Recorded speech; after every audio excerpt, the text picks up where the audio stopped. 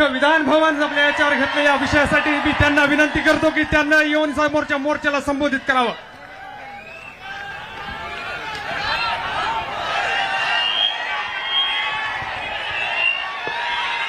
परभणी येथील या सर्वपक्षीय मोर्चाच्या निमित्तानं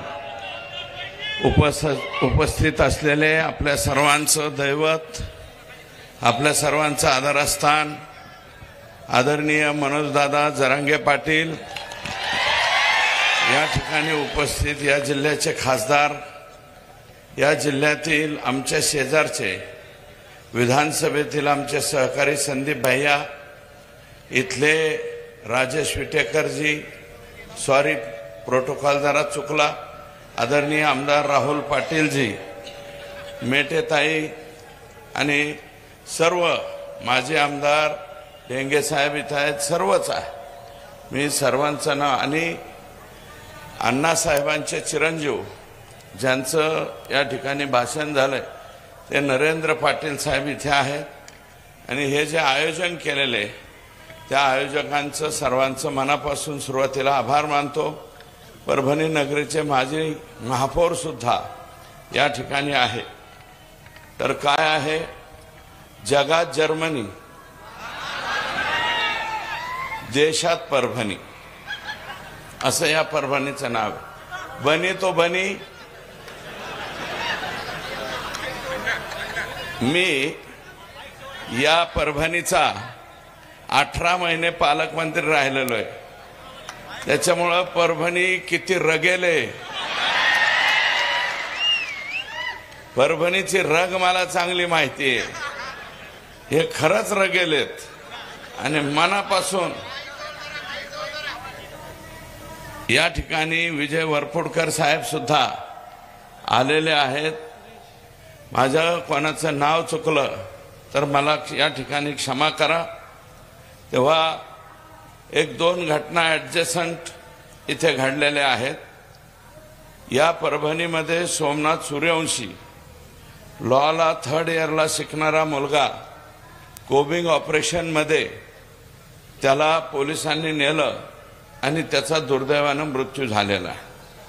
प्रचंड मारहाण करून त्याचा मृत्यू झाला अशा प्रकारचं ऑब्जेक्शन त्याच्या कुटुंबियाचं आहे आणि त्याच्या बाबतीत आणि विजयजी वाकोडे साहेब यांचा सुद्धा दुर्दैवानं मृत्यू त्या ठिकाणी झालाय।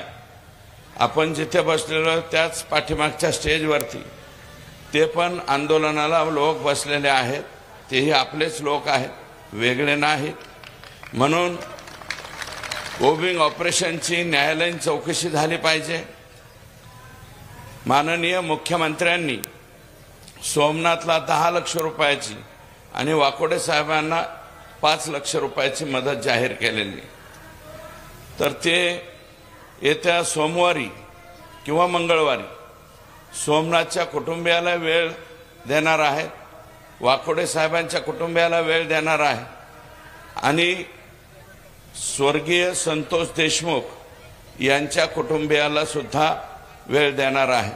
कदाचित 6ची 7 होऊ शकते, एवढाच त्याच्यामध्ये बदल होऊ शकतो।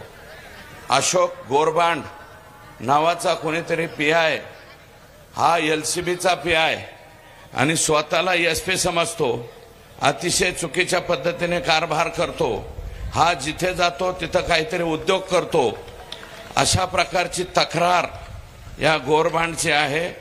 हा गोरबांड फक्त सस्पेंड नाही व्हावा, हा रिमूव्ह फ्रॉम सर्व्हिस झाला पाहिजे आणि त्याची न्यायालयीन चौकशी सुद्धा झाली पाहिजे, अशा प्रकारची विनंती इथल्या काही लोकांनी केलेली आहे आणि माझा पाठिंबा त्याला राहील। विजय वाकोडे साहेब त्यांना बाबा म्हणायचे।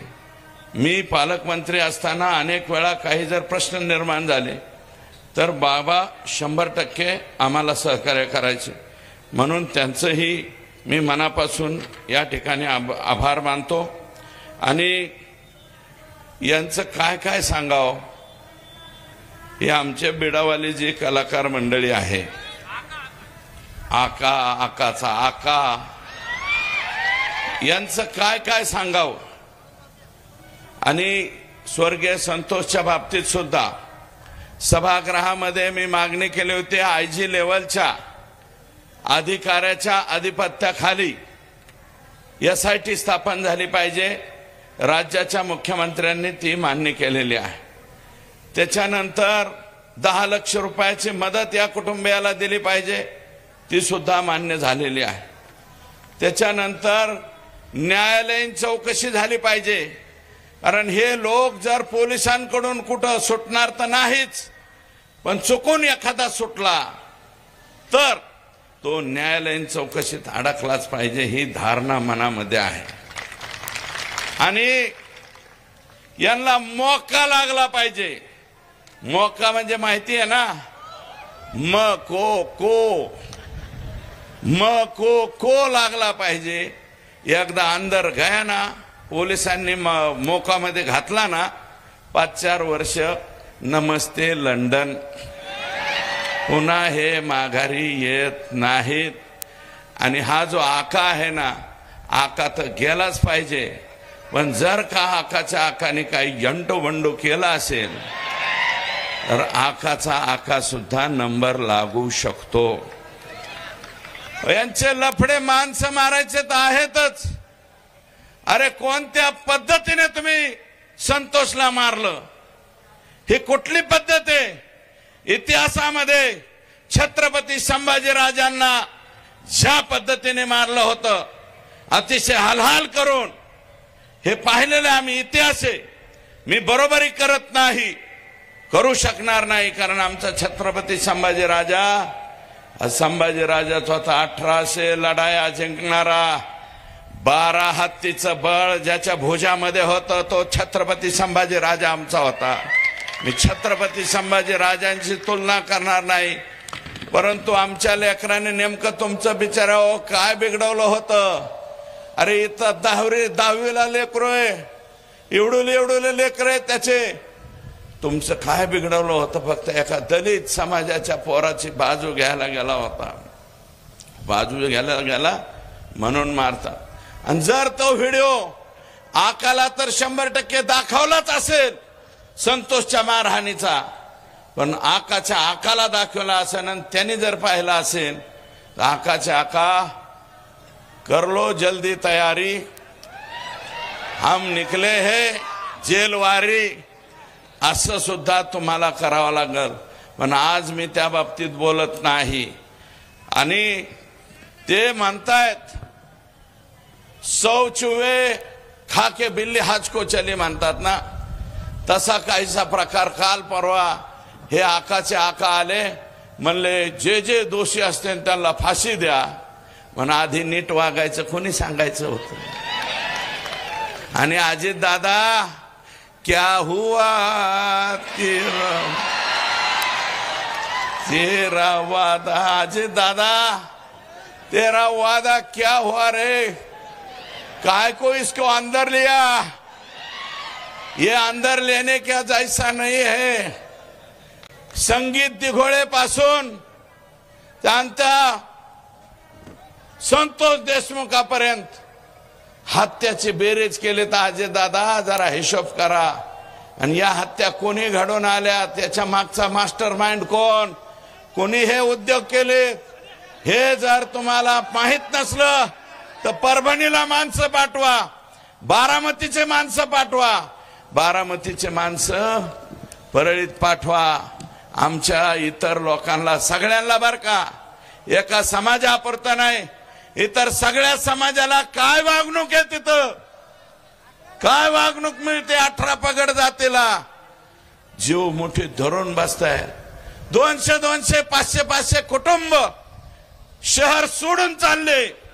काही गंगाखेडात पण आले असते. गंगाखेडचे आमचे भाऊजी का नाही आले? वो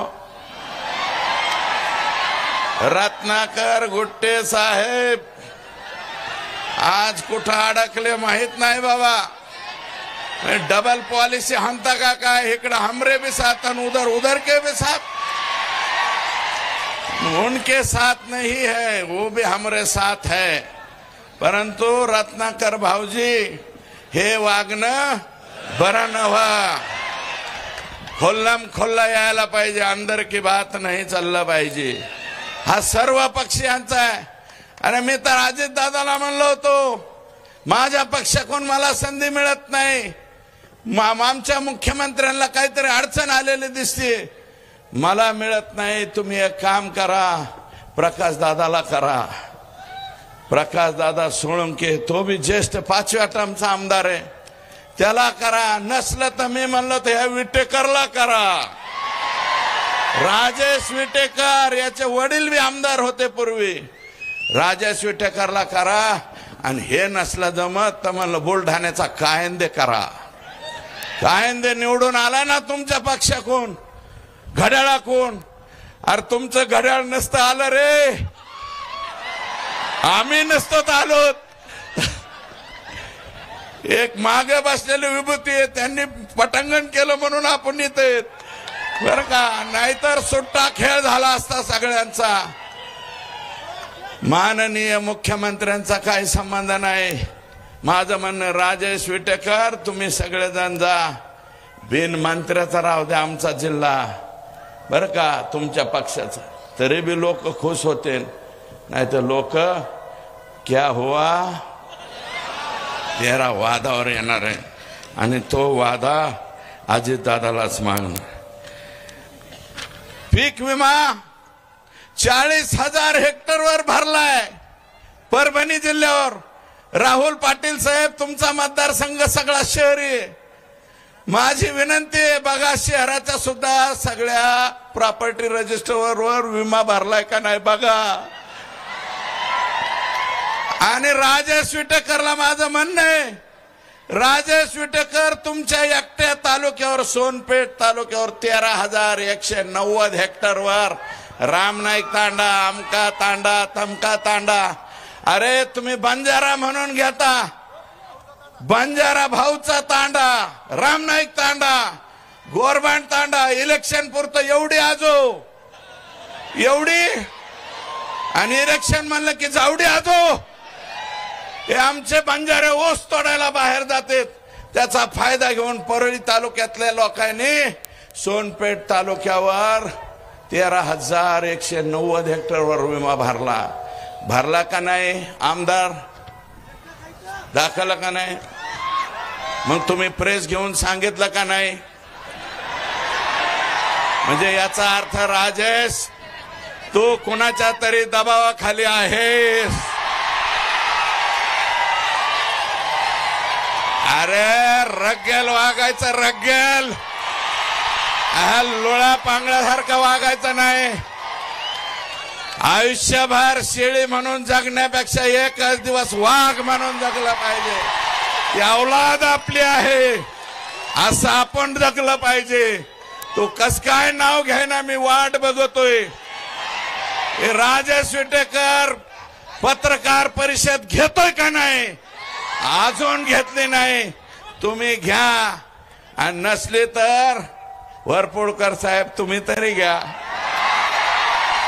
आमचा फुलशेर आहे ना, यांच्या पोराचं नाव आहे समशेर, मी म्हणत असतो फुलशेर बरं का. मी माझ जिल्हा परिषदेचा उपाध्यक्ष, सुनबाई मला वाटतं जिल्हा परिषदचे अध्यक्ष, राजेश सुद्धा जिल्हा परिषदेचा अध्यक्ष होता. आणि त्याच्यामुळे आपल्याला संधी मिळाली.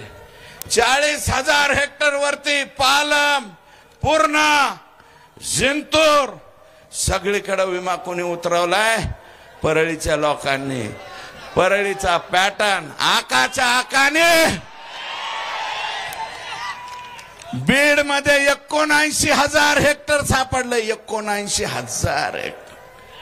धाराशिव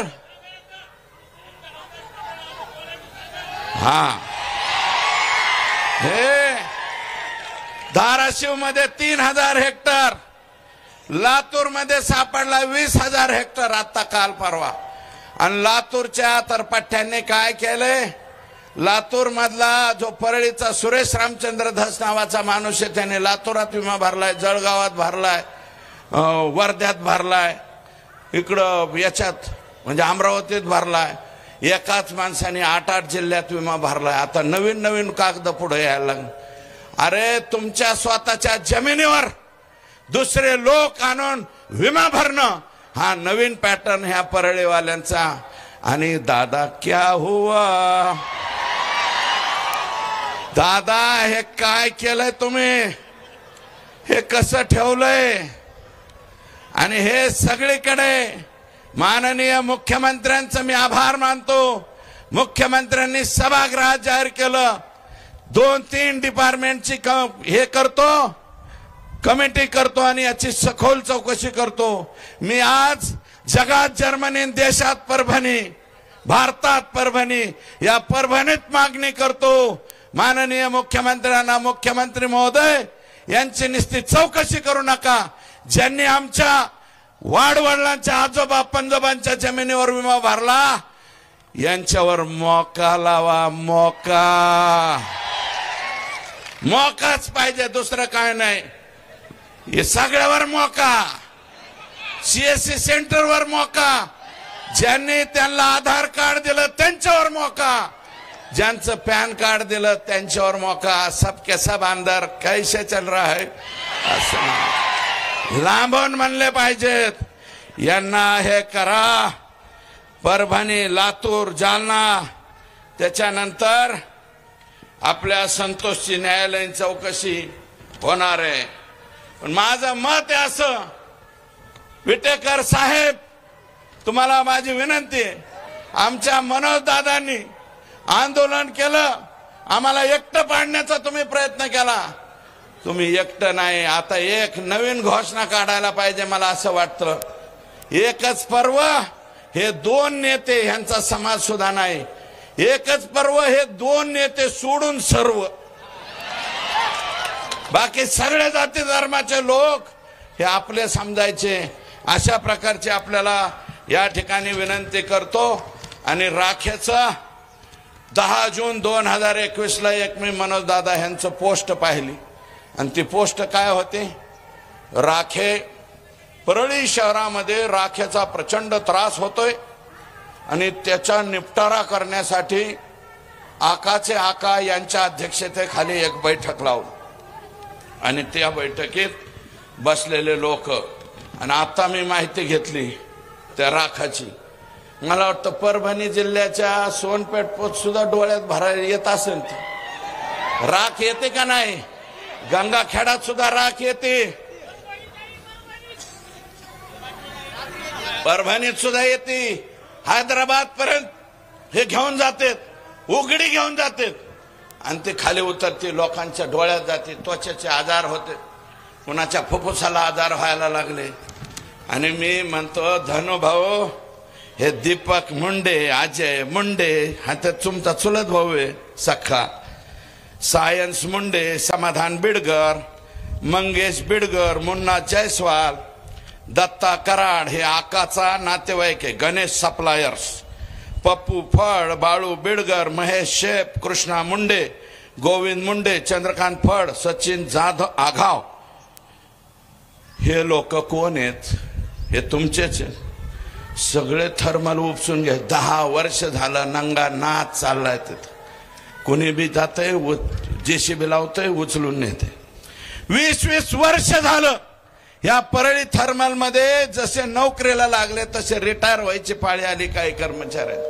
20-20 वर्ष कुठं एका जागेवर राहतात का सरकारी कर्मचारी? ते फक्त परळी ते 20 वर्ष एका जागेवर राहण्याचा परळीचा नवीन पॅटर्न आहे. हा पॅटर्न महाराष्ट्र राज्याने स्वीकारावा अशा प्रकारची विनंती राज्याचे मुख्यमंत्री दुसरे एकनाथराव शिंदे साहेब उपमुख्यमंत्री आणि अजितदादा उपमुख्यमंत्री यांना त्या ठिकाणी हे बोलावं अशा प्रकारची विनंती करतो. आणि बिंदू नामावलीची मी बीड जिल्ह्याची मागणी केली तसं परळीत सुद्धा काहीतरी गोंधळ आहे, म्हणजे परभणीत सुद्धा गोंधळ आहे. परभणी जिल्ह्याची सुद्धा बिंदू नामावलीची मी इथं मागणी करतो. आणि तुम्हाला सगळ्यांना माझी विनंती, लोक बिंदू नामावली काही लोकांना कळणारच नाही, मी इथून गेल्यावर कळेल. माझी विनंती राहील की आता स्वतः मनोज दादा बोलणार, मी अधिकचं भाषण करणार नाही. फक्त एकच विनंती ठेवतो, आज ज्या तडपेने ज्या तत्परतेने तुम्ही इथं आलात शेवटपर्यंत, म्हणजे राष्ट्रपती द्रौपदीताई मुर्मू यांच्या माफीनाम्यापर्यंत तुम्ही सगळे लोक स्वर्गीय संतोषच्या बरोबर राहा त्याच्या कुटुंबाबरोबर राहा, एवढीच विनम्र प्रार्थना करतो. आणि जे काही सहकार्य त्याला करता येईल तेवढं करा, एवढीच प्रार्थना करतो आणि या ठिकाणी थांबतो. जय हिंद, जय महाराष्ट्र. धन्यवाद.